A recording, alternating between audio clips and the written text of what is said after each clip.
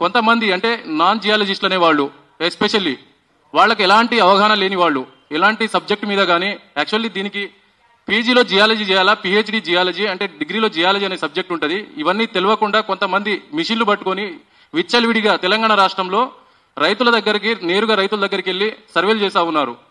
ఈ సర్వేల వల్ల రైతులు తీవ్రంగా నష్టపోతా ఉన్నారు.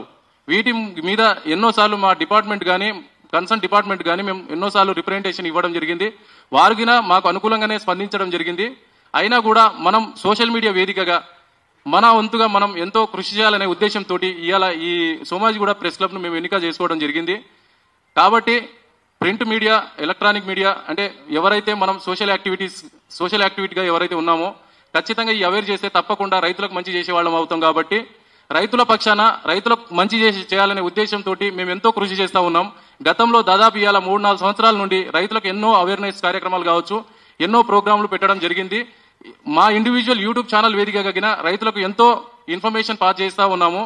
కాబట్టి మనమందరం కలిసి ఖచ్చితంగా ఈ విషయాన్ని రైతులకు అవగాహన తెప్పిస్తే తప్పకుండా ఎన్నో మంచి చేసిన వాళ్ళం అవుతాం. కాబట్టి సంతోషం.